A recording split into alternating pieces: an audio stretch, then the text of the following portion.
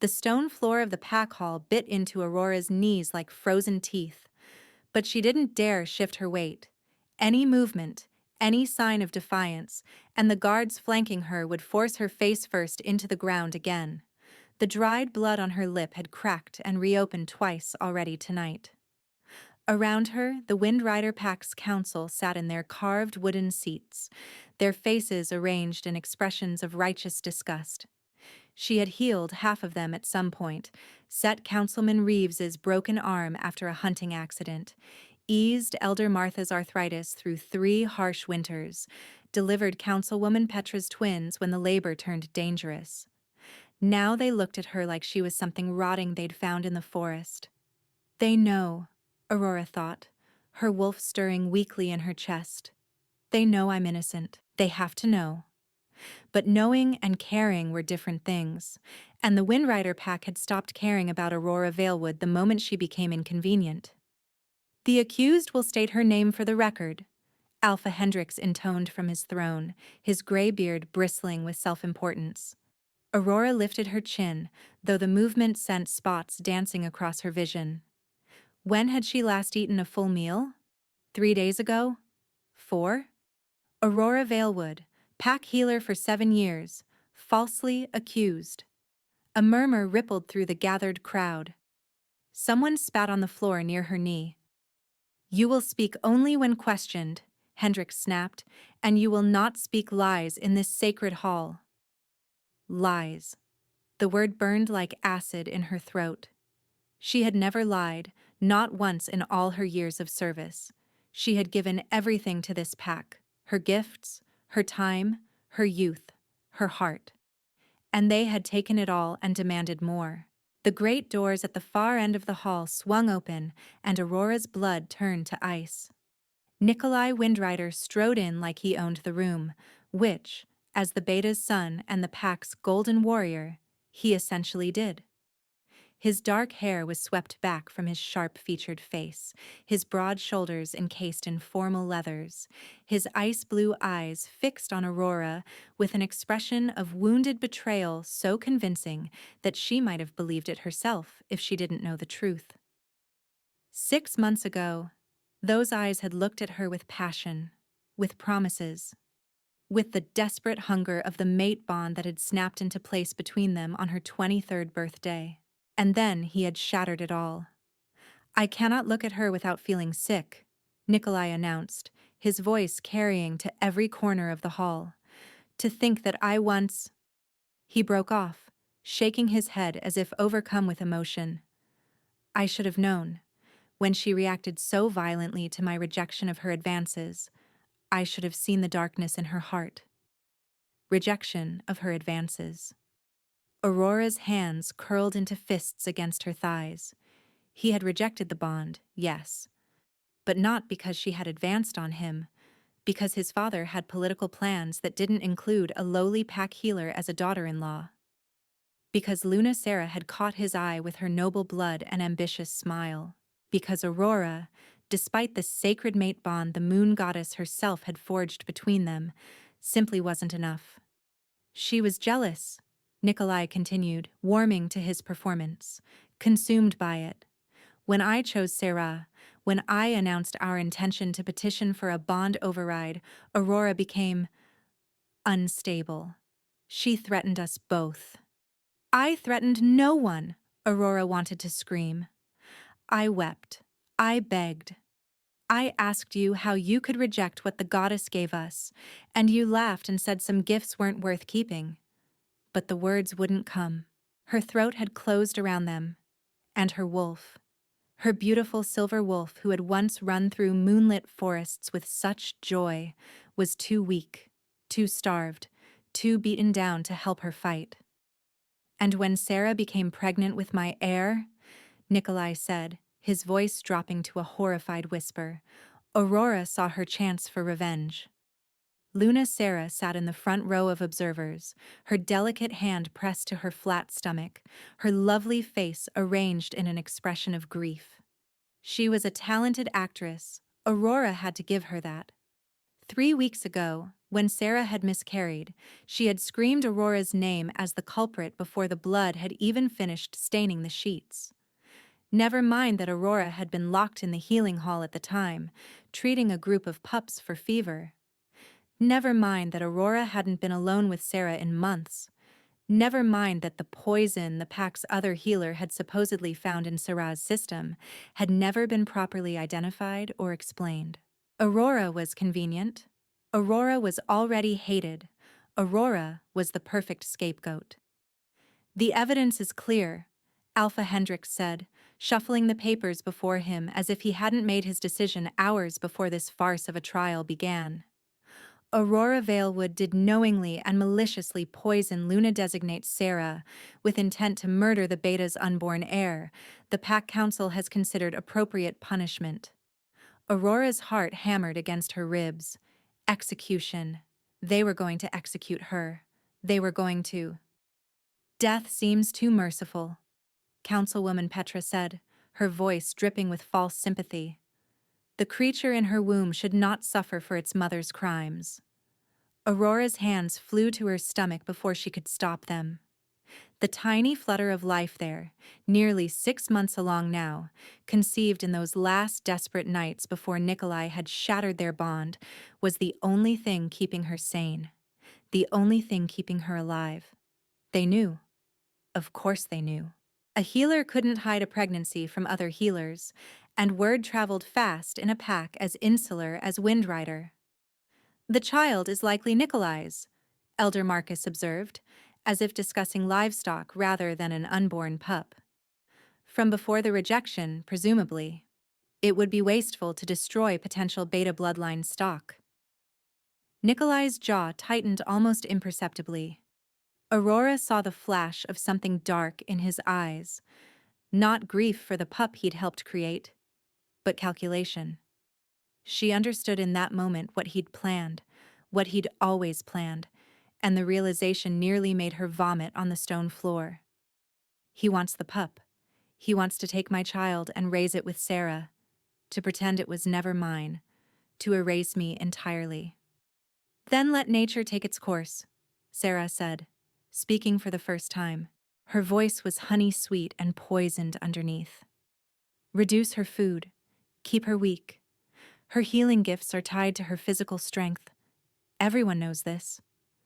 When she's too weak to sustain the pregnancy..." She shrugged delicately. "The goddess will have made the choice, not us." The council erupted in murmurs of approval. Merciful. Practical. Just. Aurora's vision blurred with tears she refused to let fall. They were going to starve her. They were going to stand by and watch as her body consumed itself, as her pup fought for nutrients that weren't coming, as everything she was withered away to nothing. "It is decided," Alpha Hendricks declared. "Aurora Valewood is sentenced to indefinite imprisonment with restricted rations. She will be kept alive, but contained. Her pup's fate is in the goddess's hands." The goddess wouldn't do this, Aurora thought desperately, her wolf whimpering deep in her chest. The goddess wouldn't let them. But the goddess was silent, as she had been for months. And the guards were hauling Aurora to her feet, and Nikolai was turning away without a backward glance, and Sarah was smiling that small, satisfied smile, and everything Aurora had ever known was crumbling to ash around her. The cell they gave her had once been a root cellar. The walls were packed earth, the floor cold dirt. The only light a thin shaft that crept through a crack in the wooden door during daylight hours. Aurora had counted the days by that light. 17 so far, each one longer than the last. Her stomach had stopped growling on day 5. That had frightened her more than the hunger pangs, because she knew what it meant. Her body was giving up on expecting food. It was starting to eat itself instead. She pressed her hands to her belly, trying to feel the flutter of her pup's movement. It came less often now, once or twice a day, instead of the near-constant motion of the first week. Her pup was conserving energy. Her pup was learning already that the world was a place of scarcity and pain. "I'm sorry," Aurora whispered into the darkness. I'm so sorry, little one. I tried. I tried to be good, to help people, to follow the rules. I thought if I was good enough, they would see. Her voice broke. She curled onto her side on the thin pallet they'd given her bones pressing painfully against the packed earth beneath. The mate bond is sacred. She had been taught since childhood. When the goddess connects two souls, nothing should sever them. But Nikolai had severed theirs with a single sentence. I, Nikolai Windrider, reject you, Aurora Valewood, as my mate and Luna. The pain had been. Aurora shuddered even now, remembering.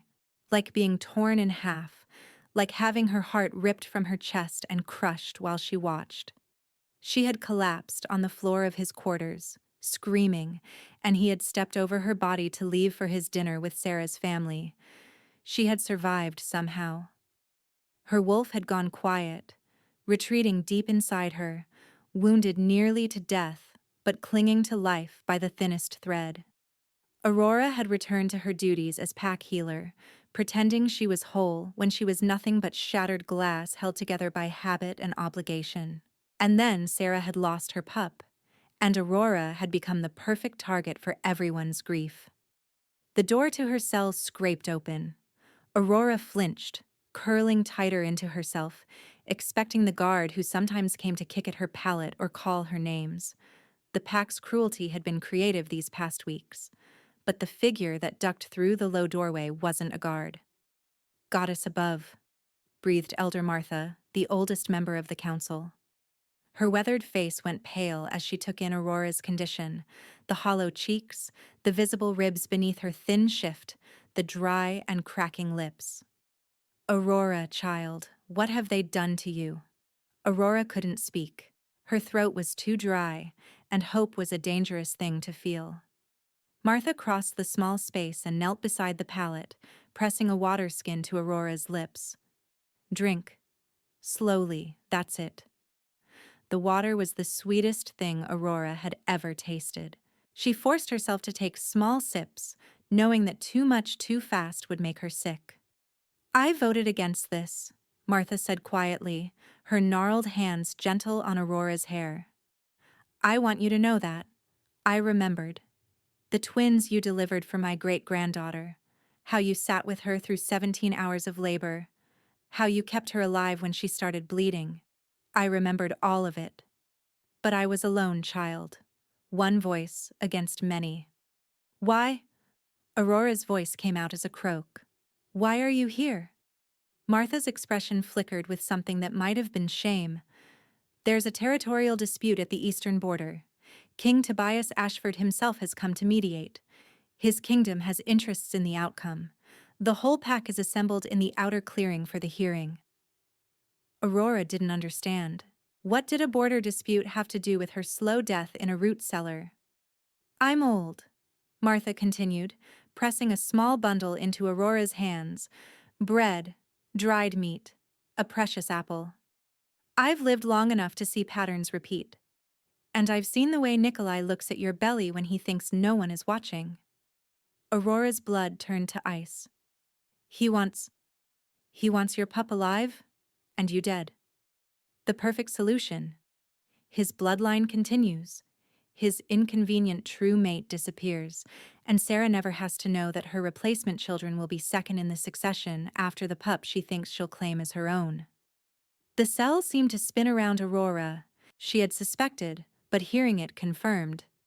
The border hearing, Martha said urgently. The whole pack will be there. Guards, council, everyone. If you could get out of the compound, reach the disputed territory, throw yourself on King Ashford's mercy. I can barely walk, Aurora whispered. I know. Martha's eyes were wet. I know, child. But if you stay here, you die. Your pup dies. And Nikolai wins. She pressed something cold into Aurora's palm. A key. The back gate. In 1 hour, when the hearing is at its most heated. It's all I can offer. Aurora stared at the key. It was heavy in her hand, heavy with impossibility. She hadn't stood in 3 days. Her wolf was dormant, barely breathing. The eastern border was miles away through territory she didn't know, but her pup fluttered against her palm, weak but present, still fighting. "Thank you," Aurora breathed. Martha kissed her forehead and slipped away, leaving the water skin and food behind. Aurora ate slowly, methodically, forcing each bite down through her shrunken stomach protested. She would need every scrap of strength. An hour. She had an hour to rest, to prepare, to gather what remained of her courage. And then she would run, or die trying. The compound gate was heavier than Aurora remembered. Her arms shook with the effort of pulling it open just wide enough to slip through. Every muscle in her body screamed for rest, but she couldn't stop. The distant sound of raised voices from the eastern clearing meant the hearing was in full swing. She had minutes at most before someone noticed the empty cell. The forest swallowed her in cold shadow.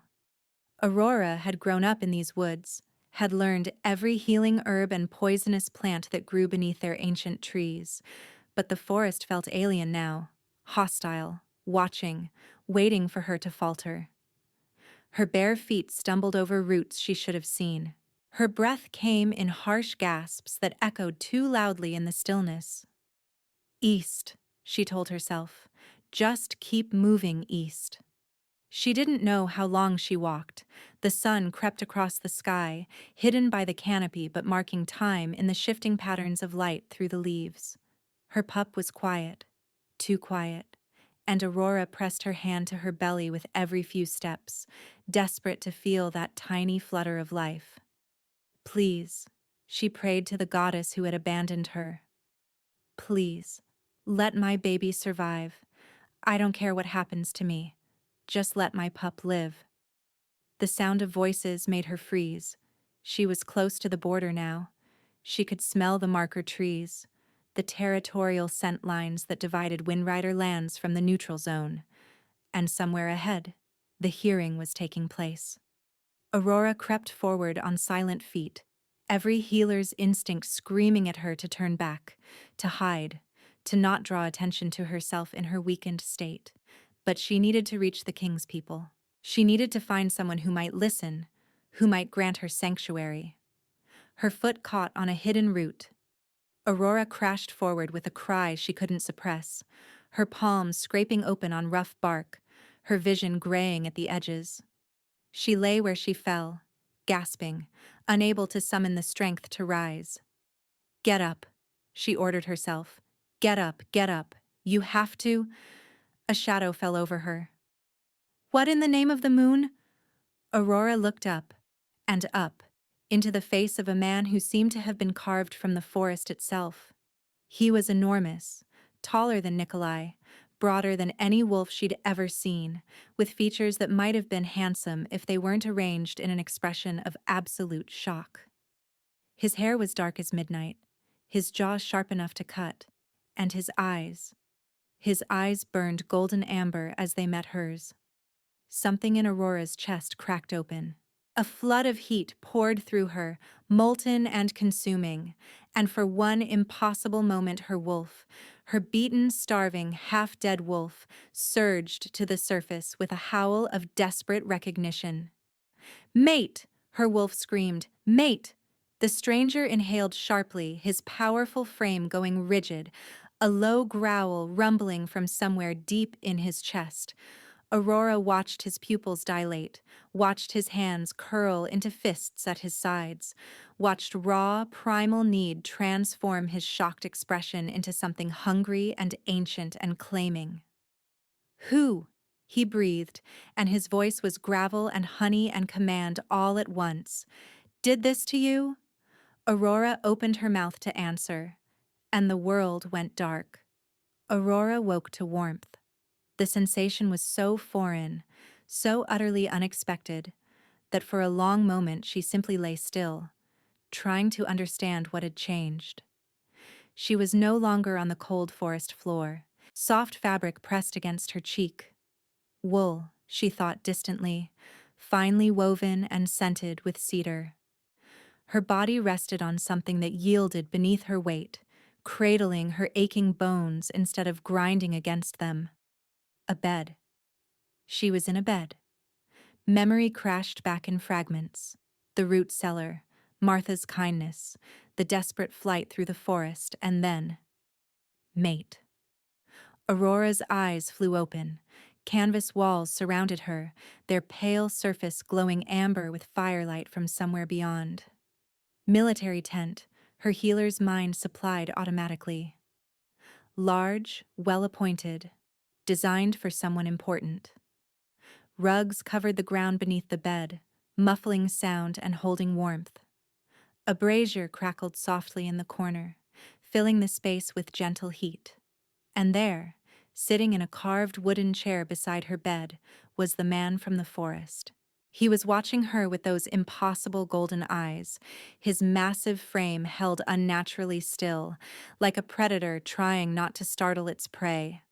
Up close, he was even more overwhelming than her fractured memories suggested. His shoulders seemed broad enough to block out the world, his jaw shadowed with dark stubble, his hands, resting on his knees, large enough to span her entire waist. Those hands could crush her, Aurora thought distantly. Those hands could break her in half without effort, but they had carried her here instead. "You're awake," he said, and his voice rolled through her like distant thunder, like the first rumble of a summer storm. Something in her chest responded to that voice, pulling toward him even as her mind screamed caution. "My healer said you might sleep for days. You've been out for 6 hours." Aurora tried to speak, and produced only a dry rasp. Immediately he was moving, rising from his chair with fluid grace, pouring water from a pitcher on the side table, crossing to her bedside. He held the cup to her lips with a gentleness that seemed impossible for someone his size. "Slowly," he murmured, "small sips." The same words Martha had used. But where Martha's kindness had felt like a farewell gift, this man's care felt like a promise. Aurora drank, feeling the cool water trace a path of relief down her raw throat. Where? She had to stop, swallow, try again. "Where am I?" "My war tent. You collapsed in the disputed territory, which means you're under royal jurisdiction now." A flicker of something dark crossed his features. "Lucky for you. If you'd fallen 100 yards to the west, you'd still be under Windrider authority." Windrider. The pack that had starved her. The pack that wanted her dead. Aurora's hand flew to her stomach, panic surging through her weakened body. Her pup. She couldn't feel her pup. "The child lives," the man said quickly, and the tension in his voice made her look up at him sharply. "My healer examined you thoroughly. The pregnancy is stressed but viable. You need food and rest. But the pup is fighting." Relief crashed through Aurora so intensely that tears spilled down her cheeks before she could stop them. She turned her face away, humiliated by the display of weakness, but she couldn't seem to control it. Her body was shaking with suppressed sobs. "Don't," the man said roughly. "Don't hide from me. You have nothing to be ashamed of." "I'm crying in front of a stranger," Aurora managed. "I'd say that's something." "Not a stranger." He moved closer, and the air between them seemed to thicken, to grow heavy with something Aurora didn't understand. "Never a stranger. Not to you." She looked at him then, really looked, and felt it again. That pull, that impossible, undeniable call that resonated in the deepest part of her soul, in the place where her wolf had been sleeping for so long. Her wolf stirred. It was the barest flutter of consciousness, weaker than it had been before Nikolai shattered their bond, but it was there.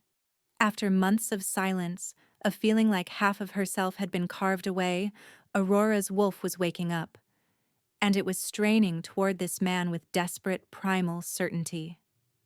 "Mate," her wolf whispered. "Real mate. True mate. Ours." "No," Aurora breathed, and she wasn't sure if she was denying the man before her or the impossible truth her wolf was howling. No, I had a mate. He rejected me. The bond broke. I can't. Your former mate was a fool and a coward. The man's voice had dropped to a low growl, something feral flickering in those amber depths. A rejection doesn't change what the goddess destined.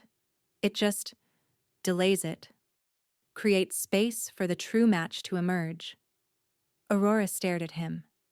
Who are you? Tobias Ashford. He said it simply, without arrogance, but Aurora's blood ran cold. King of the Eastern Territories, alpha of the Shadow Peak Pack. And, if I'm not mistaken, he leaned closer, and heat flooded through her, pooling in her chest like swallowed sunlight. Your mate. The king. She had collapsed at the feet of the Alpha King himself. I'm no one, Aurora said, and her voice cracked on the words. I'm a disgraced healer, accused of murder, carrying another man's pup. I'm nothing. I'm less than nothing. You're mine. The word hit her like a physical force. Aurora felt it resonate through her bones, felt her wolf howl in response, felt every cell in her body light up with recognition. Tobias's eyes had gone fully golden now, molten amber burning in the dim firelight, and a growl was building in his chest that made her shiver with something that wasn't quite fear. I felt it the moment I saw you, he continued, his voice rough with restrained intensity.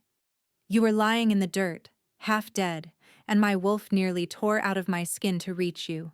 Do you understand what that means? I've waited 32 years for my mate. I'd given up. Thought the goddess had passed me over, that I was meant to rule alone. And then there you were, broken and beautiful and mine, and everything I thought I knew about my future changed in a single heartbeat.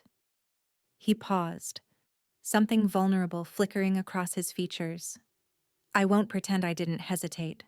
For one terrible moment, I wondered if the goddess was testing me, if this was some cruel trick. A mate who carried another male's child, who came to me half dead and fleeing accusations of murder. My advisors would call it political suicide, and for that one moment, I almost walked away. His jaw tightened with self-disgust. It's the closest I've ever come to true cowardice. Aurora couldn't breathe. The air was too thick, too charged with something that felt like lightning about to strike. She was aware of Tobias's proximity with excruciating precision, the heat radiating from his imposing frame, the pine and smoke scent of him that made her wolf whimper with longing, the way his hands trembled slightly at his sides, as if he was fighting the urge to touch her. What if I don't want this? She whispered. What if I can't? What if I'm too broken? Tobias moved then, reaching out with aching slowness to cup her face in his palm. The contact sent electricity cascading through Aurora's body, warmth spreading from the point where his skin met hers. Her wolf surged toward the surface with a force that left her gasping. Then I wait, he said simply. I wait until you're whole. I wait until you're ready. I wait until you choose me freely, with full knowledge of what I am and what I offer. His thumb traced her cheekbone, and his voice dropped to something almost reverent. But I need you to know, Aurora Valewood, I will spend the rest of my life proving that I am nothing like the man who hurt you, if you give me that chance. Their eyes locked. Golden amber meeting sea green, two wolves recognizing each other across the vast distance of strangers. Aurora felt the bond settling into place between them like a key, sliding into a lock, like the first breath after breaking the surface of deep water. She was terrified. She was starving and pregnant and accused of murder and far too damaged to trust anyone ever again. But for the first time in months, she didn't feel alone. Why? She asked, and her voice was barely audible. Why would you want someone like me? Tobias's expression shifted, tenderness mixing with that fierce, protective hunger that seemed to be his default around her. Because the goddess chose you for me. Because my wolf knows yours like it knows its own heartbeat. Because he broke off, something raw flickering across his features. Because the first thing you did when you woke up was reach for your belly to make sure your pup was safe. Because even after everything they did to you, your first instinct was to protect the innocent life in your keeping. Aurora's breath caught. That, Tobias said quietly, is the heart of a queen, whether you ever claim the title or not. The food arrived an hour later, carried by a procession of servants who seemed slightly terrified of their king, but treated Aurora with careful respect. They set up a low table beside her bed, covering it with more dishes than she had seen in one place in her entire life. Roasted venison, still steaming, the meat so tender it fell apart at the touch of a fork. Fresh bread, 3 kinds, braided and golden and fragrant with yeast. A bowl of honeyed fruit glistening in the firelight. Cheese, soft and sharp in alternating wedges. A pot of soup, rich with vegetables and herbs that Aurora's healer's nose identified instantly. Bone broth, fortified with iron-rich greens, exactly what a malnourished pregnant woman needed. Someone had designed this meal for her specifically. Someone had thought about what her body required and provided it without asking. I can't eat all of this, Aurora said weakly, staring at the bounty before her. Tobias had pulled his chair closer to her bedside, and now he leaned back in it with his arms crossed over his broad chest. Eat what you can. The rest will be covered and kept warm for when you're hungry again. But the table never empties for my Luna. The words hit Aurora like a physical blow. She looked at him sharply, searching for mockery or manipulation, but his expression was entirely sincere. He meant it. He meant every word. I'm not your Luna, she said, but her voice wavered. Not yet. Tobias's lips curved in a small smile. Eat, Aurora. She ate. The first bite of venison made her eyes close involuntarily, pleasure rolling through her as the rich flavor coated her tongue. She'd forgotten. She'd forgotten what it felt like to taste something beyond scraps and stale bread, what it felt like to have her body recognize real nourishment. Tobias watched her eat without speaking. He didn't rush her or comment on how quickly she was emptying the plates. He simply refilled her cup when it was low and moved dishes closer when she reached for them, a silent guardian ensuring that nothing interrupted her meal. When the tears came, she didn't try to hide them this time. They slid down her cheeks silently as she chewed and swallowed, grief and relief and overwhelming gratitude tangling together in her chest until she couldn't tell where one ended and the other began. The kindness of it, the simple, profound kindness of being fed without condition or cruelty, was almost more than she could bear. In my pack, Tobias said quietly, no one goes hungry. It's the first law I established when I took the throne, before politics, before territory, before alliances. Food. Every member of Shadow Peak knows they will be fed, regardless of their status or their worth in the eyes of others. Aurora swallowed hard. Your pack must love you. My pack knows I will die before I let them suffer. He paused, something dark crossing his expression. When I saw you collapse in that forest, when my healer told me what had been done to you, the deliberate starvation, the conditions of your confinement, I wanted to burn the Windrider compound to the ground and salt the earth where it stood. You didn't. Not yet. The words were soft, but the threat beneath them was unmistakable. The territorial dispute is still being mediated. I've suspended negotiations until you're well enough to tell me your story. But know this, Aurora, there will be a reckoning.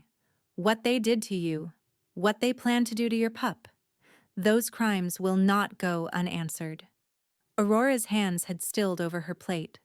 Why do you care? You just met me. I could be everything they say I am. A murderer, a traitor, a jealous former lover who poisoned an innocent pregnant woman. Tobias leaned forward, and the intensity in his gaze made her breath catch. Are you? No, she whispered. I'm not. I would never. I'm a healer. I've dedicated my entire life to saving people, to helping them. I didn't poison Sarah. I didn't even know she was pregnant until she announced it at the feast. I was locked in the healing hall treating sick pups when the miscarriage happened. But no one would listen. I'm listening. The simple statement broke something in Aurora's chest. She found herself telling him everything. The mate bond with Nikolai that had felt like salvation after years of loneliness. The rejection that had nearly destroyed her. The pregnancy she'd hidden as long as she could. The accusation and the trial and the sentence that was designed to kill her slowly while keeping her pack's hands technically clean. Through it all, Tobias listened. His expression grew steadily darker, his hands curling into fists on his knees, but he didn't interrupt. He let her speak until the words ran dry and she was left hollow and trembling on the bed. "And Martha?" he asked when she finished. "The elder who helped you escape?" "She's the only one who tried to help me." Aurora's voice cracked. "If they find out what she did, I'll send word that she's under my protection," Tobias said immediately. "If Windrider touches her, it's an act of war against my kingdom." Aurora stared at him. "You would do that? For a woman you've never met? Just because she helped me?" "I would do considerably more than that for someone who showed kindness to my mate." Tobias rose from his chair, and Aurora was reminded again of just how large he was. A mountain of a man, powerful enough to command armies, but gentle enough to hand-feed water to a starving stranger. "Rest now. Eat when you wake. My healer will check on you regularly, and I've stationed guards outside your tent. For your protection, not your imprisonment. You're free to move about the camp when you feel strong enough. But I'd advise against going too far. Windrider territory begins just beyond the neutral zone." He moved toward the tent flap, and Aurora felt a surge of inexplicable panic at his departure. She tamped it down ruthlessly. She was not going to become dependent on this man, no matter what her wolf whispered about mates and destiny. But at the entrance, Tobias paused. He looked back at her over his shoulder, and his expression was so raw, so vulnerable, that it stole her breath. "When I was a boy," he said quietly, "my mother told me I would know my true mate by the way my wolf reacted. She said it would feel like coming home after a long journey, like finding the missing piece of your soul and realizing you'd been incomplete your whole life." He paused, and his voice dropped to something almost fragile. "I felt that, Aurora, the moment I saw you.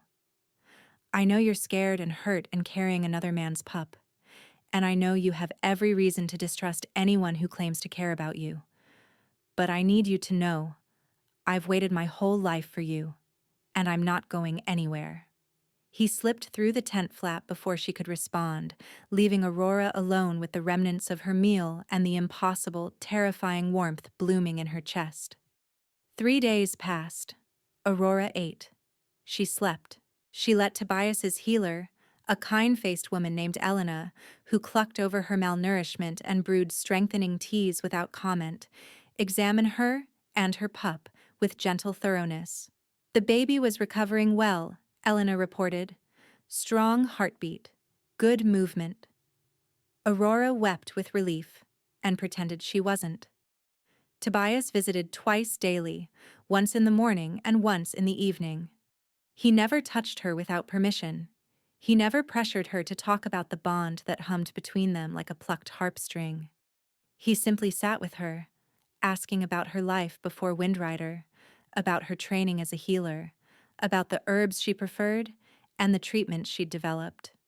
He was courting her, Aurora realized on the third evening, courting her with food and conversation and careful respect, courting her as if she were a valuable ally rather than a damaged refugee. She didn't know what to do with that. On the fourth day, she felt strong enough to leave her bed. The camp sprawled across a clearing in the neutral zone, a temporary city of tents and cook fires and wolves in human form going about the business of military occupation. Aurora had borrowed clothes from Elena, a simple woolen dress and sturdy boots, and she walked slowly between the tents, relearning the sensation of solid ground beneath her feet. She was aware of the stairs. Word had clearly spread about the mysterious woman the king had claimed as his mate, the pregnant stranger he'd rescued from the forest. Some of the looks were curious. Others were calculating. A few were openly hostile. Wolves who resented an outsider suddenly elevated to potential queen.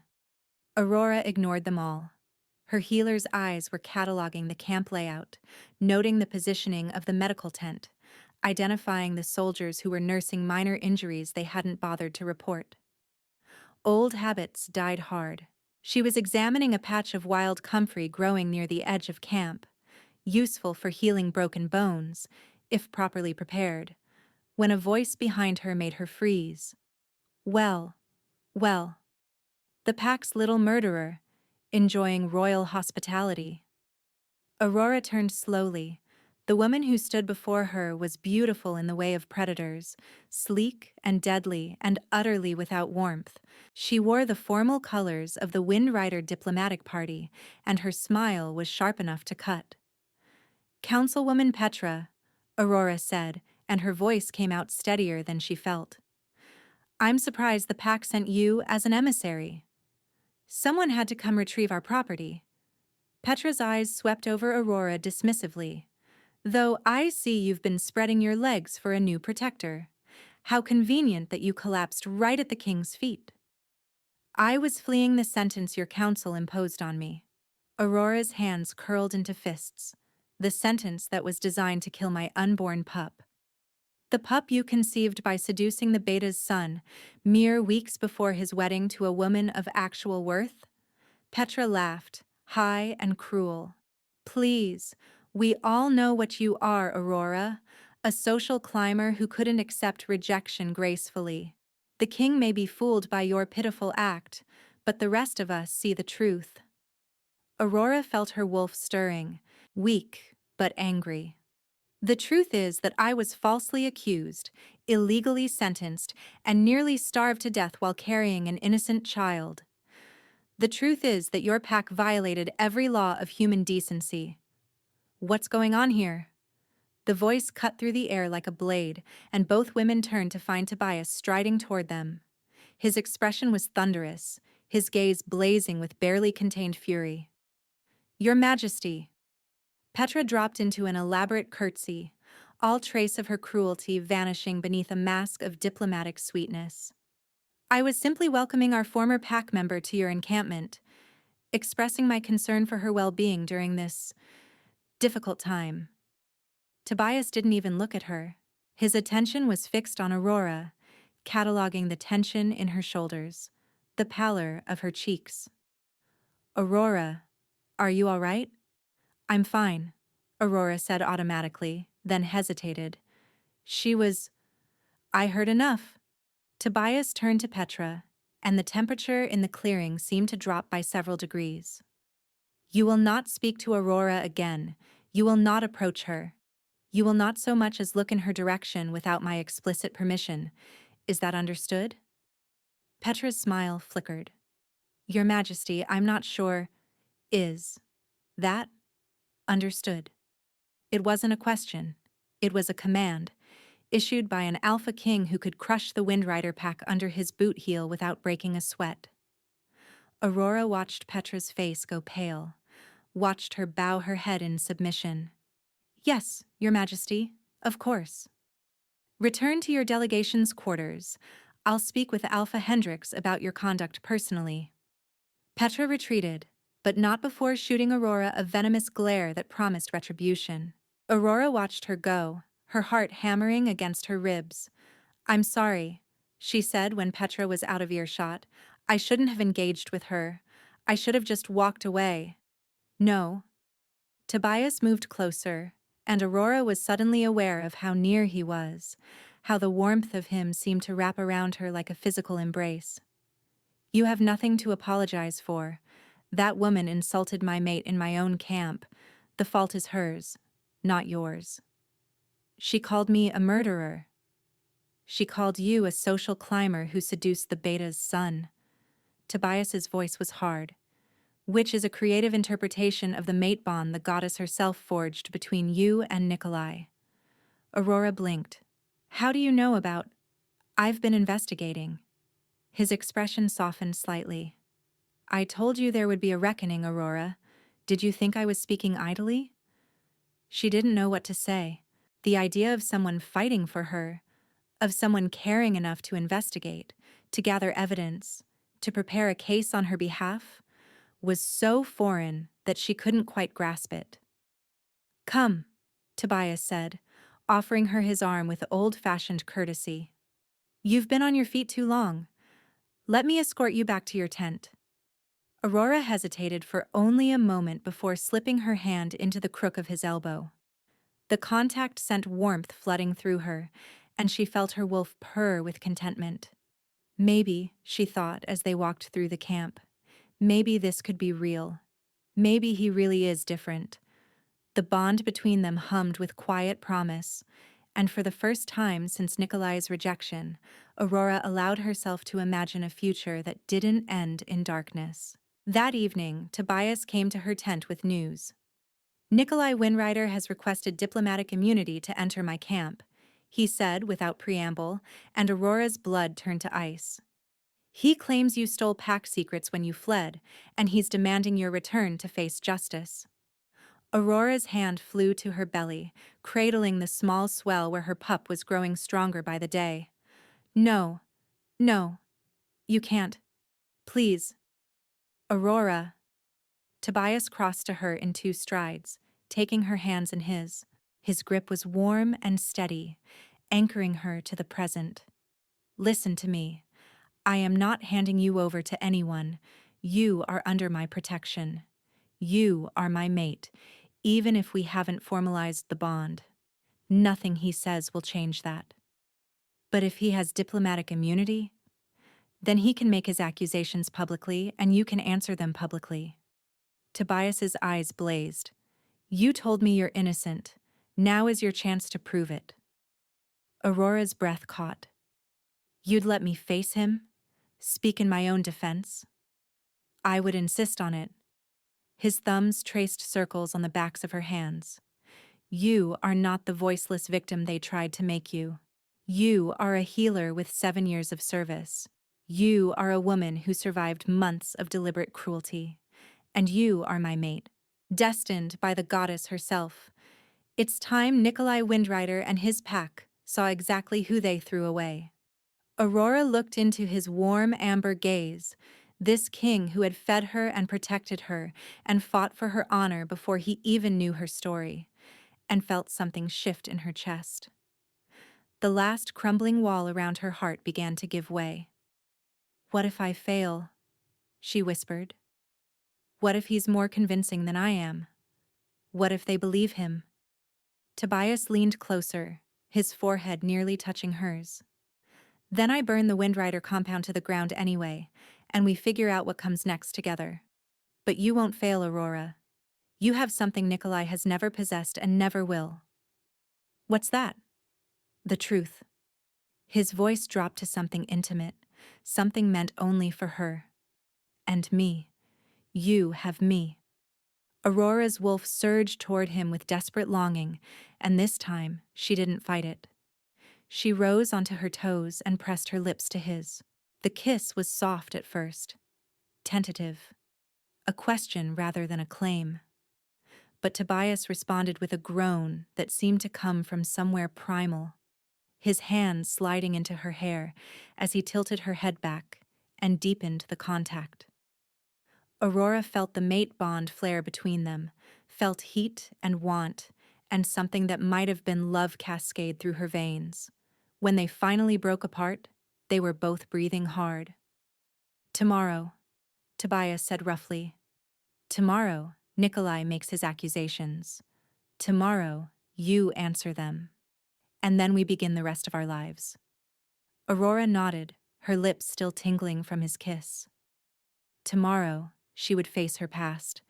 But tonight, for the first time in months, she allowed herself to believe in her future. Aurora woke before dawn, her body tense with anticipation and dread. The kiss from the night before still lingered on her lips like a promise, but the morning brought the cold reality of what she would face. Nikolai was here, in this camp, breathing the same air, walking the same ground, preparing to destroy her all over again. She pressed her hand to her belly, feeling the gentle flutter of movement that had become her anchor. Her pup was awake too, perhaps sensing her mother's turmoil. Aurora closed her eyes and focused on that tiny life, drawing strength from its persistence. They had survived starvation together. They had survived rejection and cruelty, and the long journey to this place. They would survive, Nikolai Windrider. A soft knock at the tent entrance made her heart leap, but it was only Martha, carrying a tray laden with food. The older woman had arrived at the camp 2 days after Aurora, having fled Windrider territory when word spread of Aurora's escape. Tobias had granted her asylum without hesitation. Now her face was set in grim lines as she placed the breakfast before Aurora. "You need to eat," Martha said firmly. "All of it. You'll need your strength today." Aurora looked at the spread before her.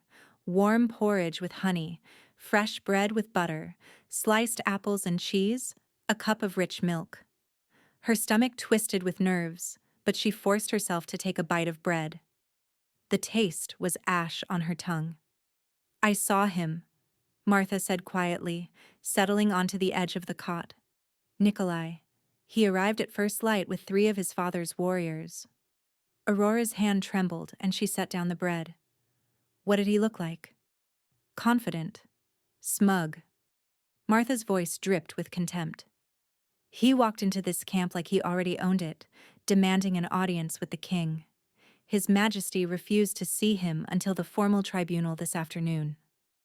This afternoon?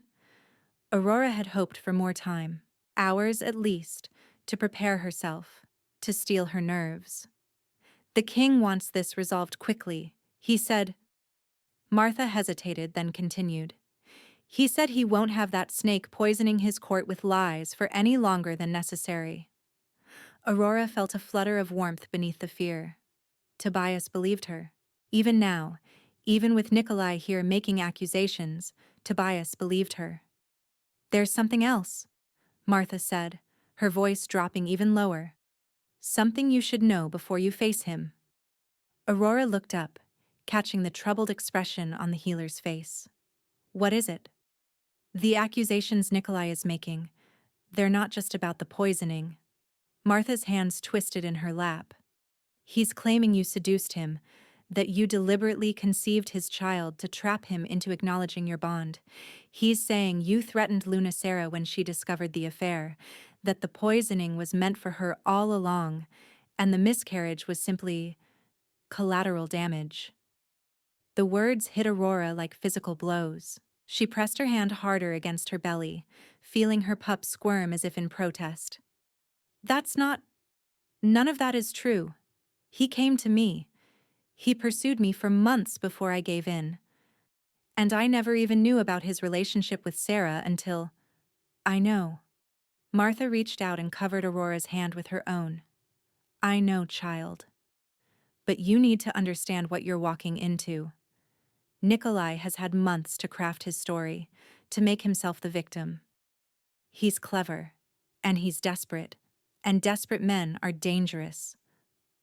Aurora thought of the male she had once loved, his easy smile, his gentle hands, the way he'd whispered promises in the dark. She had believed every word.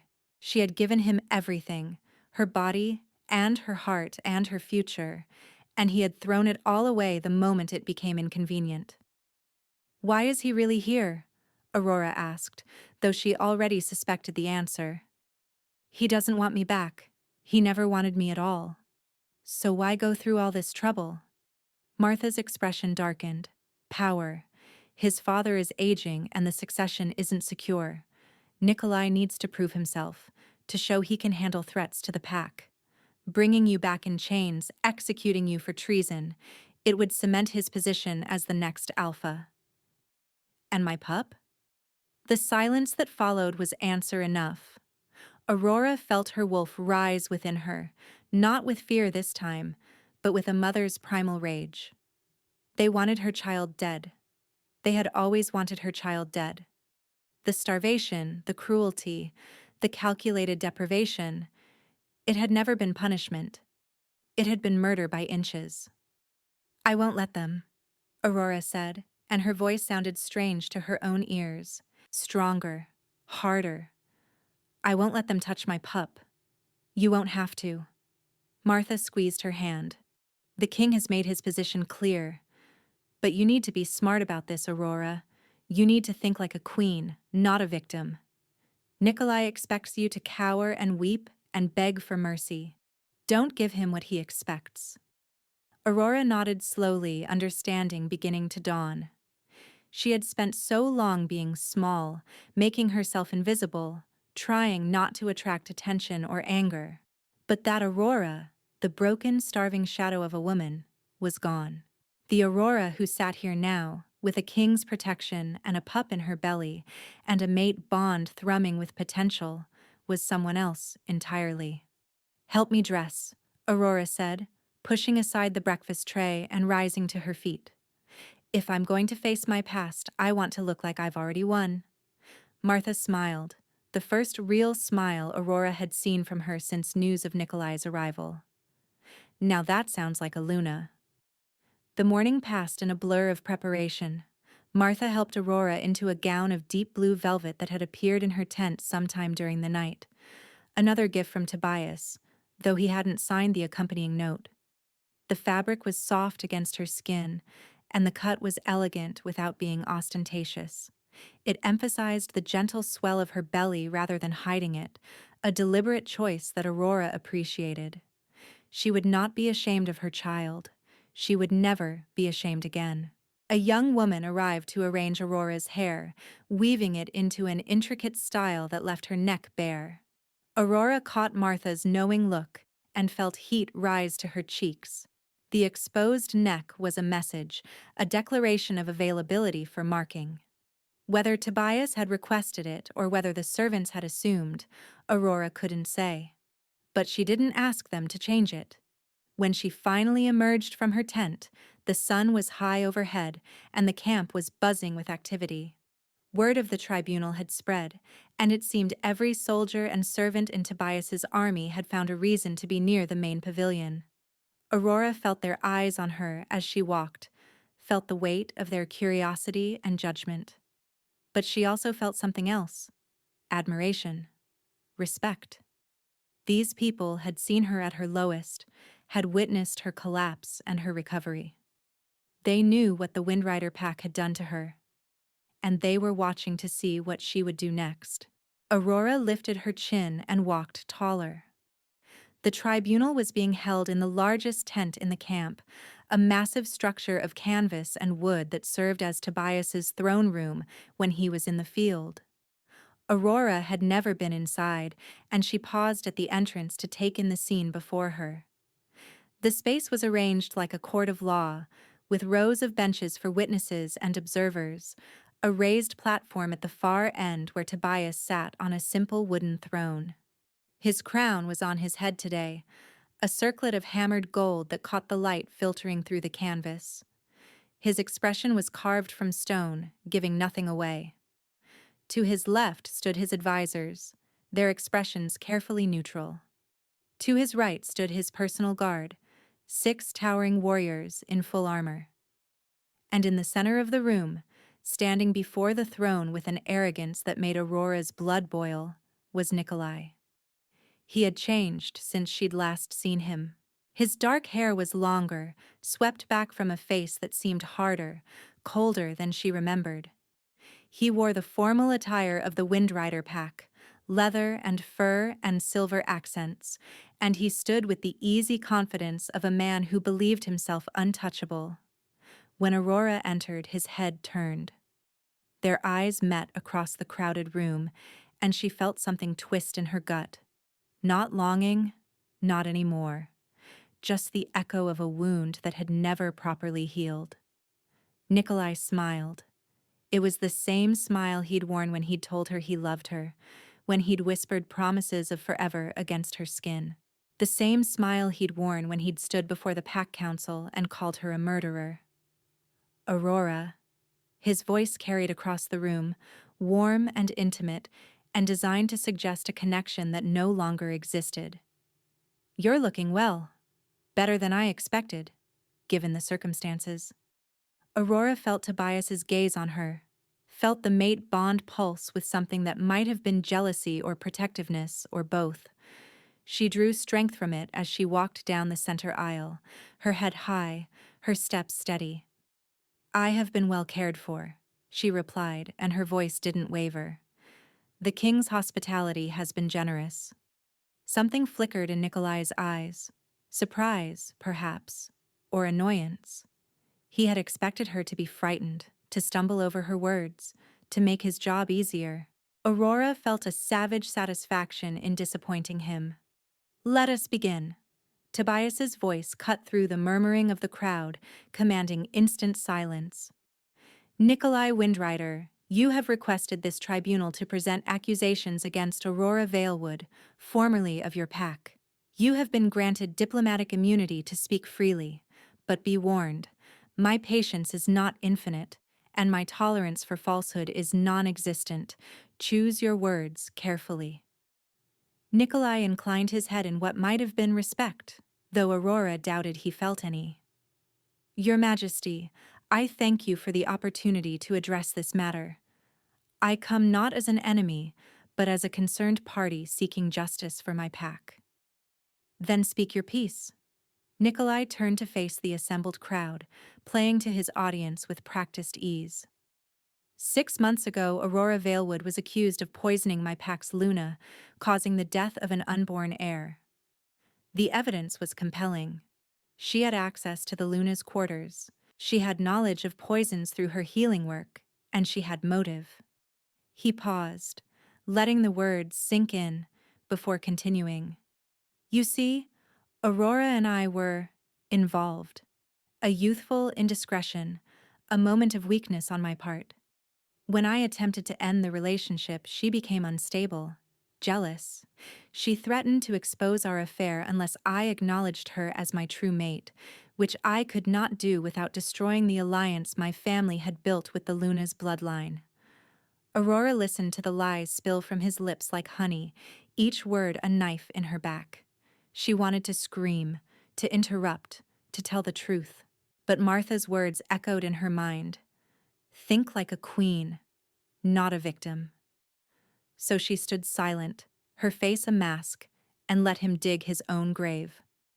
When Luna Sarah discovered Aurora's pregnancy, Nikolai continued, his voice taking on a tone of tragic regret. She confronted her. There was an argument, and shortly after, the Luna fell ill. We had no choice but to conclude that Aurora, in a fit of jealous rage, had poisoned the woman who stood between her and her ambitions. The crowd murmured, and Aurora felt the weight of their judgment. These people didn't know her. They had no reason to believe her over a beta with diplomatic immunity and a convincing story. But then, Nikolai made a mistake. We were merciful, he said, and there was something ugly beneath his veneer of sorrow. We allowed her to live, hoping that time and reflection would bring her to repentance. But instead, she fled, stealing pack secrets, abandoning her duties, and seeking shelter with your Majesty under false pretenses. I am here to bring her home, to face the justice she has so far escaped. Merciful. Tobias's voice was quiet, but it carried the weight of thunder.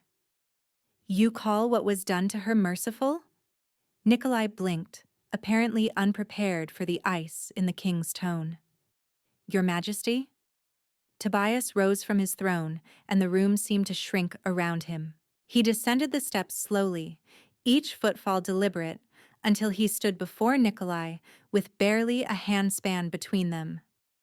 I saw Aurora Valewood the day she arrived in my camp, Tobias said, his voice carrying to every corner of the pavilion. I saw a woman so malnourished that her bones showed through her skin. I saw bruises on her arms, hollows in her cheeks, and a belly that should have been round with child, but was instead concave with starvation. I saw a pregnant woman who had been deliberately, systematically starved until she was too weak to stand. He leaned closer to Nikolai, and his next words were a growl that raised the hair on Aurora's arms. Tell me, Beta Windrider, in what world is that mercy? The silence that followed was absolute. Aurora saw the color drain from Nikolai's face, saw the cracks appear in his careful composure. He had not expected this. He had not expected anyone to care what had been done to her. The Pack Council determined, Nikolai began. I don't give a damn what your Pack Council determined. Tobias's eyes flashed gold, and Aurora felt her wolf respond to the display of power, pressing against her skin with longing. I am not interested in the politics of the Windrider Pack. I am interested in the truth. And the truth, Beta Windrider, is that you came here expecting to find a broken woman, a convenient victim who would cower and confess and make your job easy. But you forgot something. And what is that, Your Majesty? Tobias smiled, and it was not a kind expression. You forgot that she is mine. The words hung in the air, a declaration and a warning and a promise all at once. Aurora felt them resonate through the mate bond, felt Tobias's fierce protectiveness wash over her like a wave. He had called her his, before the court, before Nikolai, before everyone. Aurora Valewood is under my protection, Tobias continued, stepping back and turning to address the crowd. She is innocent until proven guilty, and I have seen no proof. Only accusations and convenient stories. Tomorrow, this tribunal will continue, and Aurora will have the opportunity to present her own account. Until then, she remains in my custody, under my care, and any attempt to remove her from this camp will be considered an act of war against the crown. He turned back to Nikolai, and his voice dropped to something intimate and terrifying. Is that understood, Beta Windrider? Nikolai's jaw clenched, but he nodded. Understood, Your Majesty. Good. You are dismissed. Aurora watched as Nikolai turned and walked toward the exit, his posture stiff with barely contained rage. As he passed her, he paused, leaning close enough that only she could hear his whispered words. This isn't over. You know what you are, Aurora. You know what you did. And when the truth comes out, not even your precious king will be able to save you. She didn't flinch, didn't look away. I know exactly what I am, Nikolai, and I know exactly what you are too. The difference is, I'm not afraid of the truth anymore. Something ugly flickered across his face before he composed himself and strode out of the pavilion. Aurora let out a breath she hadn't realized she'd been holding. A warm hand touched her lower back, and she turned to find Tobias beside her, his expression soft with concern. Are you all right? Aurora nodded, though her legs were trembling. I'm fine. Thank you. For what you said. I meant every word. His thumb traced a gentle circle against her spine. Come. You need to eat and rest before tomorrow. He guided her out of the pavilion through a side entrance, away from the curious eyes of the crowd. They walked in silence through the camp until they reached his personal quarters, a tent that was larger and more richly appointed than any she'd seen. You should stay here tonight, Tobias said, holding the flap open for her. It's more secure than your tent, and I'll feel better knowing you're close. Aurora hesitated at the threshold. People will talk. Let them. His eyes held hers, steady and sure. I've already declared you mine before the entire court. I have nothing to hide and nothing to be ashamed of. Do you? She thought about it, really thought about it, and realized that the answer was no. She had done nothing wrong. The shame belonged to Nikolai, to the Pack Council, to everyone who had stood by while she starved, not to her. No, she said softly. I don't. She stepped inside, The interior of the tent was warm and richly furnished, with thick rugs covering the ground and tapestries hanging from the walls. A large bed dominated one corner, piled high with furs and blankets. A table in the center held maps and documents, and a small fire burned in a brazier, filling the space with flickering light. Tobias moved to the table and began clearing away the maps, making space for the meal that a servant was already carrying in. Aurora watched him work, struck again by how different he was from Nikolai. Where Nikolai had been all smooth charm and hidden agendas, Tobias was direct, honest, almost disarmingly straightforward. "Sit," he said, pulling out a chair for her. "You need to eat." Aurora sat, and he settled across from her, watching as she filled her plate. The food was simple, but plentiful. Roasted chicken, fresh vegetables, warm bread with butter. She ate slowly, savoring each bite, still marveling at the novelty of having enough. "Tell me about your gift," Tobias said after a long silence. "Martha mentioned that you have abilities beyond ordinary healing." Aurora set down her fork, considering how to answer. "It's not something I've used in a long time. My mother had it too. She called it truth sight, the ability to read truth in blood. If I draw blood from someone, I can see their memories, their emotions, their intentions. I can project those visions for others to see." She hesitated, then added, "My mother also warned me that blood shared between bonded mates leaves echoes, traces that don't fade even when the bond breaks. I've never tested it, but if any of Nikolai's memories transferred to me when we shared blood during our bond, that sounds like a powerful tool." "It is." Aurora's voice was quiet. "It's also painful, and draining, and dangerous. The more I use it, the more it takes from me.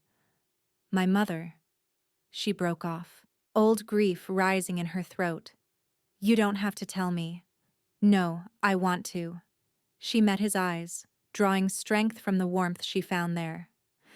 "My mother used her gift to expose a traitor in our pack when I was young. The visions she conjured were undeniable, and the traitor was executed. But the effort cost her. She never fully recovered. She died when I was 12. Tobias's hand covered hers on the table. "I'm sorry.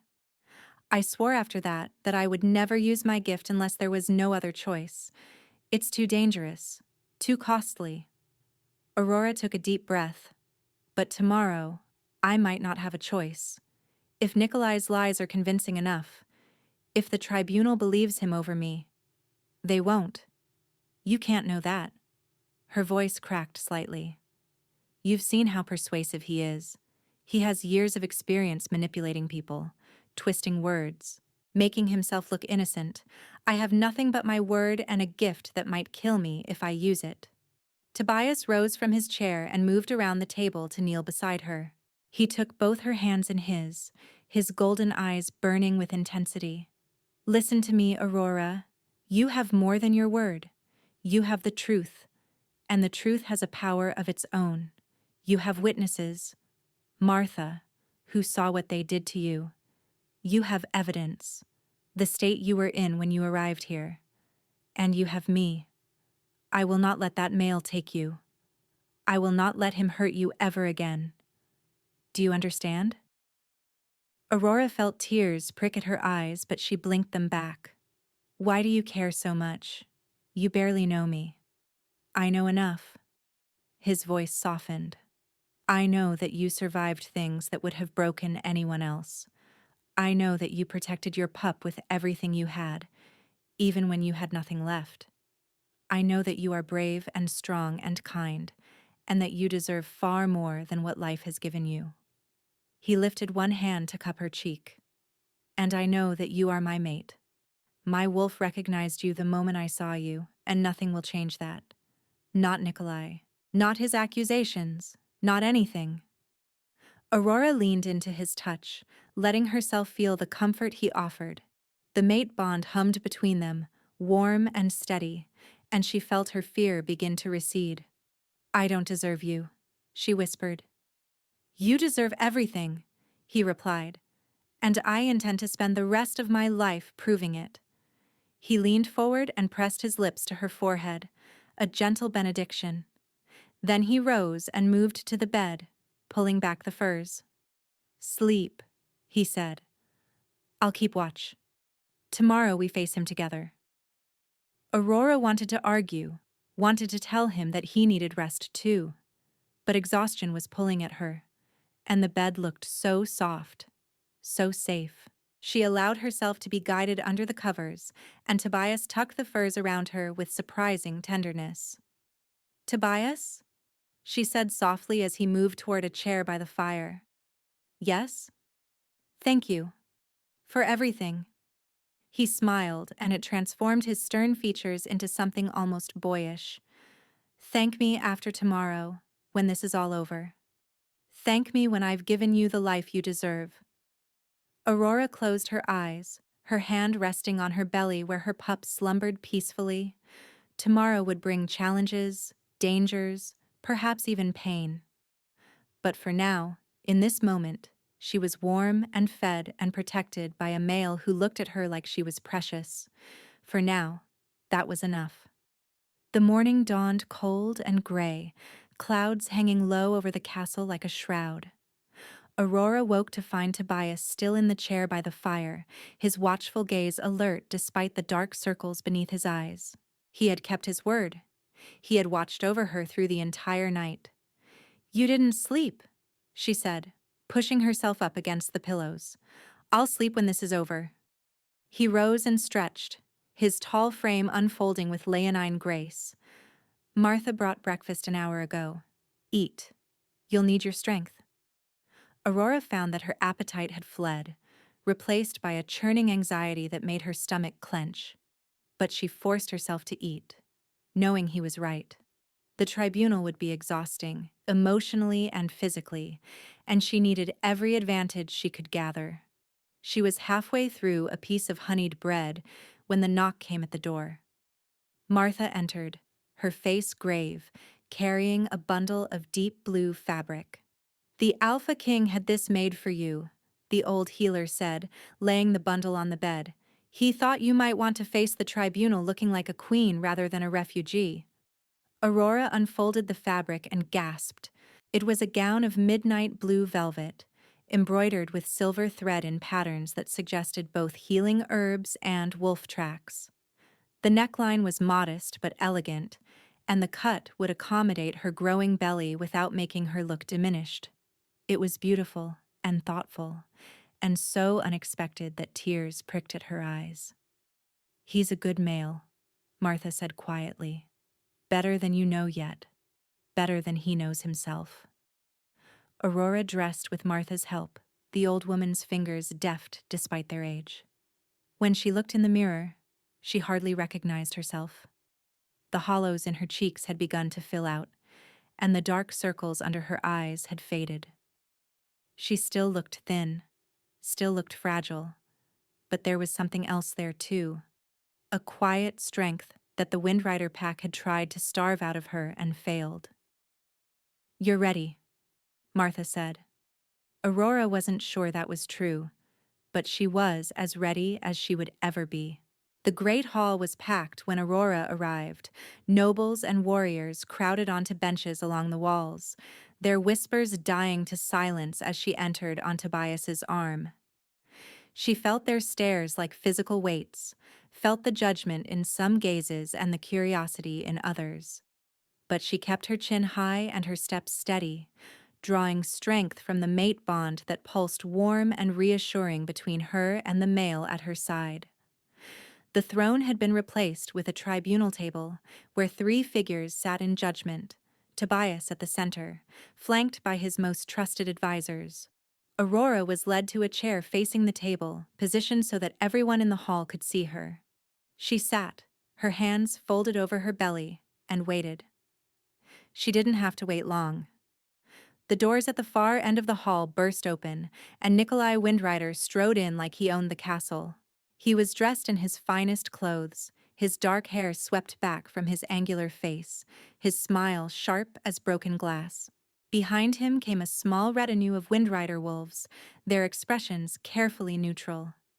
Alpha King Tobias, Nikolai said, his voice carrying through the hall with practiced ease. I thank you for convening this tribunal. I know you must be eager to resolve this unfortunate situation. I am eager to see justice done, Tobias replied, his voice flat and cold. Whether that justice favors you remains to be seen. Nikolai's smile flickered, but he recovered quickly. Of course. Justice. That's all any of us want.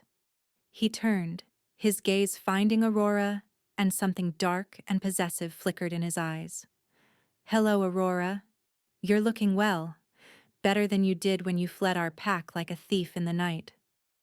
Aurora said nothing. She didn't trust her voice not to shake. Let us begin, Tobias said. Beta Nikolai, you have accused Aurora Valewood of poisoning Luna Sarah, causing her to miscarry the pack heir. You have also accused her of stealing pack secrets. Present your evidence. Nikolai spread his hands in a gesture of false regret. I wish I had physical evidence to present, Your Majesty. But Aurora was clever. She left no trace of the poison she used. What I have are witnesses. Wolves who saw her near the Luna's chambers the night before the miscarriage. Wolves who heard her express jealousy over my choice to reject our bond and pursue Sarah instead. Jealousy? Aurora couldn't help herself. The word burst out of her, sharp with disbelief. You think I was jealous? Everyone knew you wanted me, Nikolai said, his voice dripping with false sympathy. When I chose Sarah over you, when I publicly rejected our bond, you were devastated, humiliated. You wanted revenge. I was relieved, Aurora said, and she was surprised to find that it was true. Relieved to be free of a male who never wanted me, who saw our bond as an inconvenience to be discarded. Then why did you flee when accused? Nikolai pressed. Why run if you had nothing to hide? I didn't flee. I was dying. Aurora's voice grew stronger, steadier.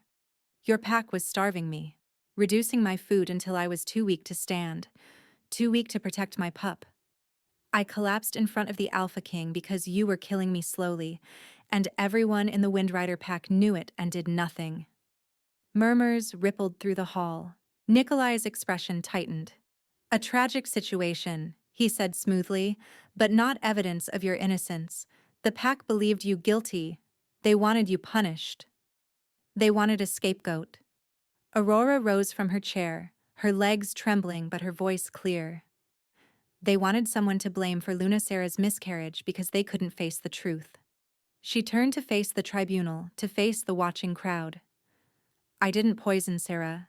I didn't steal any secrets, and I can prove it. Nikolai laughed, but there was a nervous edge to it. How? With your word against mine? I am a beta of noble blood. You are a lowly pack healer with a dubious reputation and another male's bastard in your belly. She is my mate, Tobias said, his voice like thunder, and you will address her with respect, or I will remove your tongue. The hall went silent. Even Nikolai seemed taken aback by the raw fury in the Alpha King's voice. Aurora drew a deep breath. This was the moment. The choice she had been dreading and preparing for since she first understood what her gift could do, what it would cost her. She thought of her mother, wasting away after exposing a traitor, dying before Aurora was old enough to truly understand the sacrifice she had made. She thought of her pup, the tiny life growing inside her, depending on her to survive this day. And she thought of Tobias, the male who had fed her when she was starving, who had protected her when she was helpless, who had looked at her like she was precious when she felt worthless. She was not weak. She had never been weak. She had simply been waiting for something worth the cost. I have a gift, Aurora said, and her voice carried through the hall like a bell. A gift passed down from my mother, and her mother before her.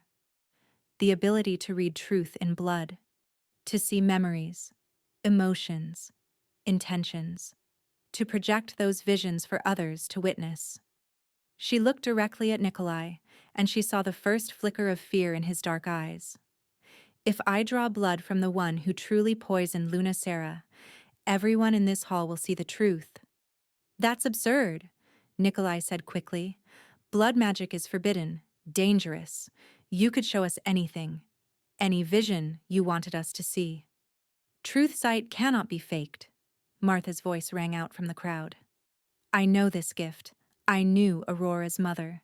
The visions it creates are drawn directly from the blood. They cannot be altered or manufactured. What the blood shows is truth, pure and undeniable. Nikolai's face had gone pale. I refuse to submit to this. It's barbaric. Then submit to my judgment instead, Tobias said coldly. If you refuse to let truth be drawn from your blood, I will take that as an admission of guilt. You can't. This is a violation of diplomatic protocol. You came here under diplomatic immunity to accuse my mate of murder and theft. Tobias rose from his chair, and his presence seemed to fill the entire hall. You don't get to hide behind protocol when it suits you. You wanted this tribunal. You wanted justice. Here it is. Nikolai's eyes darted around the hall, searching for allies, finding none. The Windrider wolves behind him shuffled uncomfortably, and Aurora saw doubt beginning to bloom on their faces. They had believed their beta, trusted their beta, but now they were watching him sweat and stammer like a cornered animal. I'll do it, Aurora said before Nikolai could find another excuse. I'll draw my own blood first. Let everyone see my memories of that night, my intentions, my innocence. And then, Beta Nikolai, you can do the same. She didn't give him time to object. She pulled a small silver knife from the sleeve of her gown. Martha had pressed it into her hand that morning, knowing what might be needed, and drew the blade across her palm before anyone could stop her. The pain was sharp and bright, but it was nothing compared to what came next. Aurora closed her eyes and reached for her gift, the power that slumbered in her blood like a banked fire. She hadn't used it in years, hadn't dared, but it rose to her call as if it had been waiting, as if it had always known this moment would come. Light blazed from her blood, silver and gold, filling the hall with images that everyone could see. Her memories of that terrible night played out before them. Aurora in her healer's quarters, tending to a sick child, nowhere near the Luna's chambers. Her shock and confusion when the guards came to arrest her. Her terror during the trial, her desperate pleas that fell on deaf ears. The slow starvation that followed, the cruelty of pack members who had once been her friends, the cold satisfaction on Nikolai's face when he visited her cell to tell her that her pup would die along with her gift. And then the light shifted, changed, showed something Aurora hadn't expected. Something she hadn't known her blood contained. A memory not her own. The echo her mother had warned her about. A trace that had transferred when she and Nikolai shared blood during their brief, broken bond, and had lingered in her veins ever since. Nikolai, slipping into the Luna's chambers while Sarah slept. Nikolai, adding drops of wolfsbane to her evening tea. Nikolai, smoothing the covers around her with gentle hands while poison spread through her body toward the pup she carried. The vision was damning and undeniable. Every face in the hall could see it. Nikolai's careful precision, Nikolai's cold calculation, Nikolai's complete lack of remorse. No, Nikolai breathed. That's a trick. She's manipulating. Silence! Tobias's voice shook the rafters. We have all seen the truth. You poisoned your own Luna. You killed your own pack's heir. And then you blamed an innocent woman, condemned her to death by starvation, all to hide your crime. Nikolai's composure shattered completely. His face twisted with desperate rage, and he lunged toward Aurora, shifting mid-stride, his wolf form erupting in a blur of dark fur and snapping teeth. Someone screamed. Guards moved to intercept, but Nikolai was fast, faster than anyone expected, driven by the desperation of a cornered animal. Aurora didn't run. She stood her ground as he hurtled toward her, and she did something she had never done before. She pushed her gift outward, not to read blood, but to command it. Nikolai's wolf form crumpled mid-leap, his body twisting as the blood in his veins turned sluggish and heavy. He crashed to the floor at Aurora's feet, whimpering, unable to move, unable to shift back. Aurora looked down at him, and she felt nothing but cold clarity. "You broke our bond when you starved my child," she said, her voice steady as stone. The moon goddess answered, "You have no claim on me, Nikolai. You never did." Tobias's guards seized the fallen Beta, dragging him upright, forcing him back into human form. Nikolai's face was gray with pain and fear, all his smooth charm stripped away, leaving only the ugly truth beneath. "Aurora, please," he gasped. "We had something. The bond. You felt it too. We could—" "The bond was a chain you used to control me," Aurora said. "I'm glad it's gone." Tobias stepped forward, and his presence radiated authority and deadly calm. "Beta Nikolai Windrider, you are guilty of murder, treason, and conspiracy. You poisoned your pack's Luna. You killed your pack's heir. You condemned an innocent woman to death. For these crimes, I sentence you to execution. The sentence will be carried out immediately." Nikolai opened his mouth to protest, to plead, to bargain. But Tobias's guards were already dragging him toward the door, and his screams echoed through the hall. Wordless, animal, utterly defeated. Aurora watched him go. She watched until the doors closed behind him, until his screams faded into silence, until the tension in the hall finally began to ease. Then her legs gave out, and she would have fallen if Tobias hadn't been there to catch her. "I've got you," he murmured against her hair, lifting her easily in his arms. "I've got you. It's over." She pressed her face to his chest and let herself shake. The rest of that day passed in a blur. Aurora was carried back to their chambers, where Martha tended to her palm and forced her to eat and rest. The tribunal officially dissolved, the Windrider contingent departed in shame, and word spread through the kingdom that the Alpha King's mate had exposed a murderer using blood magic that could not lie. Martha brought news later that Lunacera had collapsed when the visions revealed Nikolai's treachery. She had truly believed Aurora guilty, had truly mourned her lost pup without knowing her own mate had murdered their child. The pack was arranging for her care, but whether she would ever recover from the betrayal remained uncertain. When evening came, Tobias found her standing by the window, watching the last light fade from the sky. "How are you feeling?" he asked, coming to stand beside her. "Exhausted," she admitted, "but also lighter. Like a weight I've been carrying for months has finally been lifted." He turned her to face him, those molten amber eyes searching hers. "You were magnificent today. I've never seen anything like it. You stood before an entire kingdom and demanded truth, and when he attacked you, you stopped him with nothing but your will." "I didn't know I could do that," Aurora confessed. "The blood command. I've never done it before." "You're stronger than you know. Stronger than anyone knows." His hands came up to cup her face, infinitely gentle despite their size. "Aurora, I need to ask you something, and I need you to answer honestly." Her heart began to race. "What is it?" "Tonight, when the moon rises, I want to mark you. I want to make you mine in every way that matters, to complete our bond so that nothing can ever separate us again."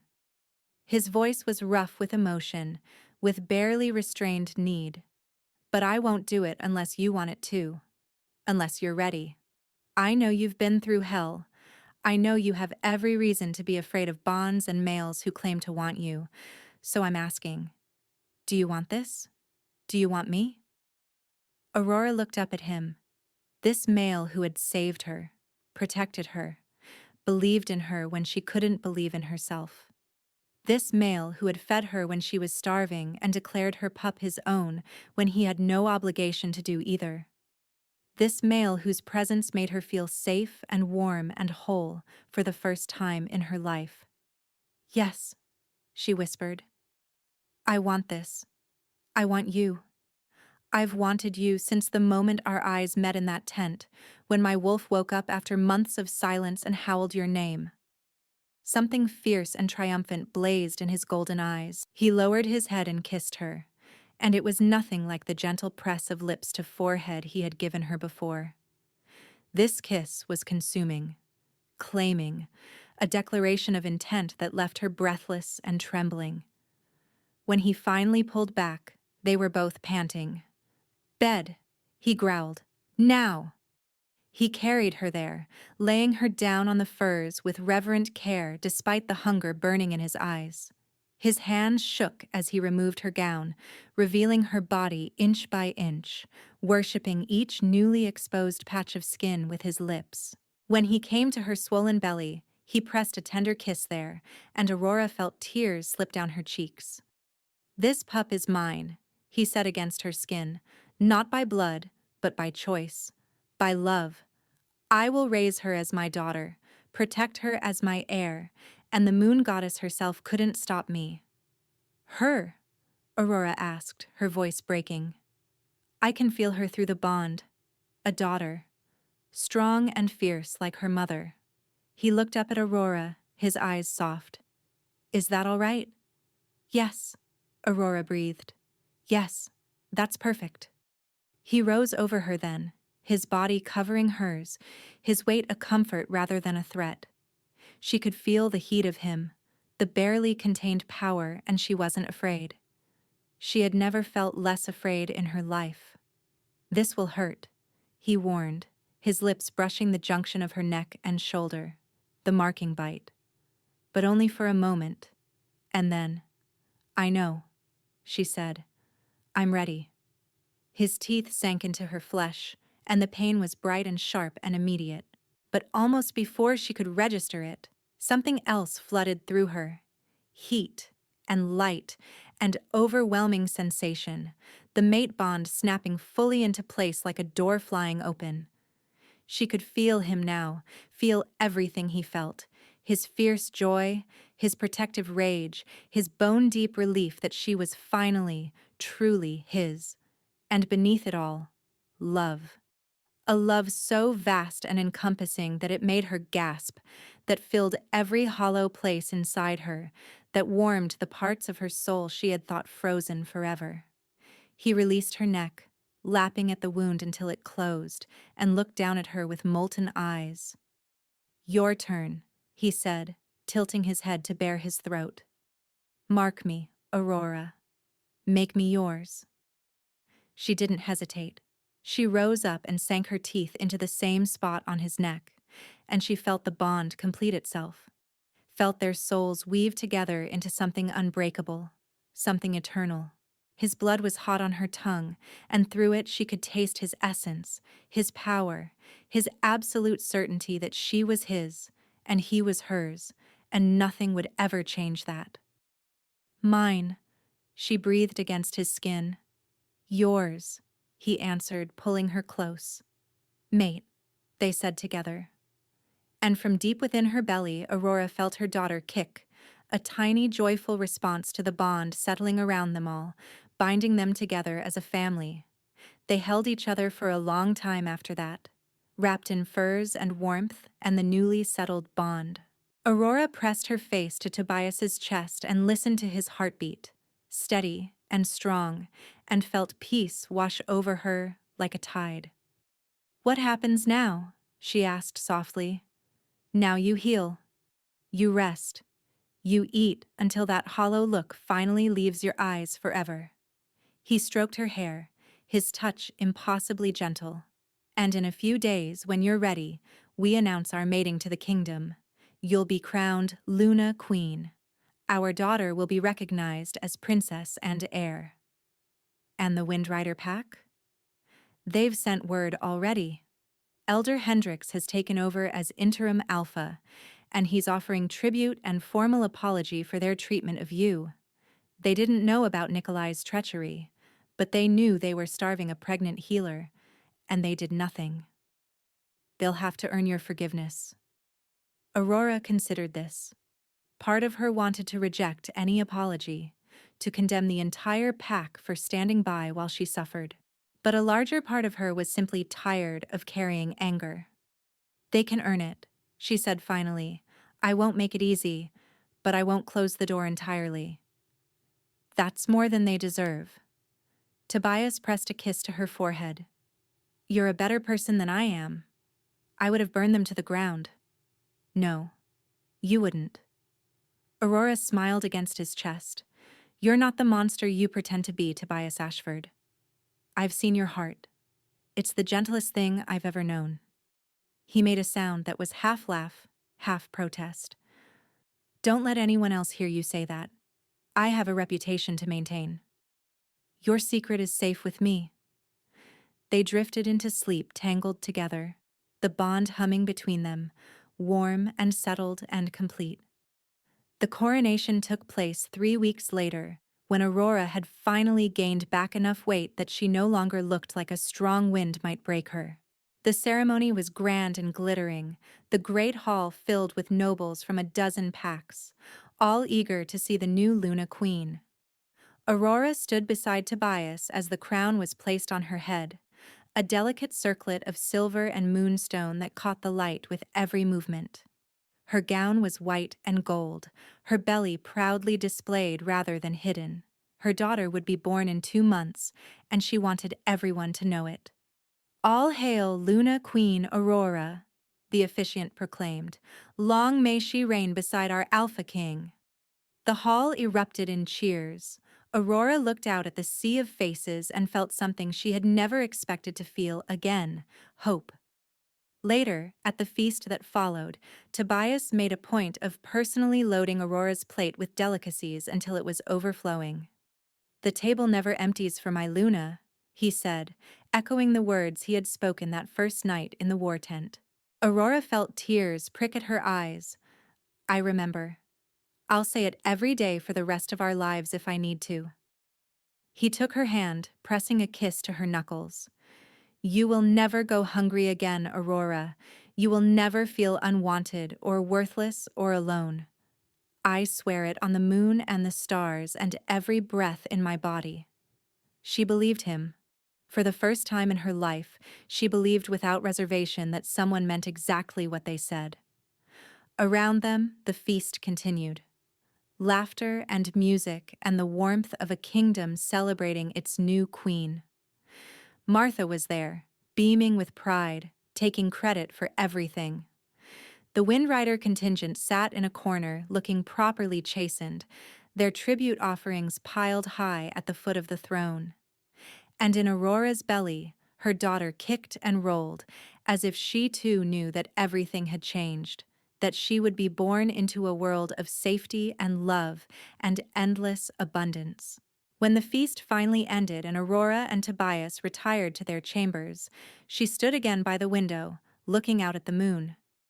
What are you thinking? Tobias asked, coming to stand behind her, his arms wrapping around her, his hands resting on her belly. I'm thinking about my mother, Aurora said softly. She used her gift to expose a traitor, and it cost her everything. I thought if I ever used mine, it would cost me the same. But it didn't. No. It gave me everything instead. She turned in his arms, looking up at the male who had become her whole world. It gave me you. It gave me this. A home. A family. A future I never dared to dream of. You deserve all of it. He kissed her forehead, her cheek, her lips. You deserve more than I could ever give you, but I'm going to spend the rest of my life trying.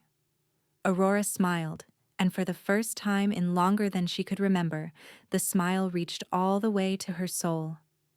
I love you, she said, and the words felt like coming home. I love you too. His arms tightened around her. My mate, my queen, my everything.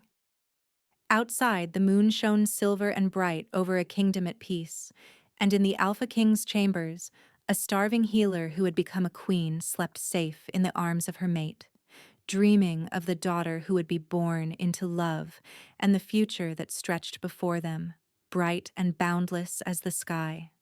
The table would never empty, the bond would never break. And Aurora Valewood, Luna Queen of the Realm, would never be hungry again.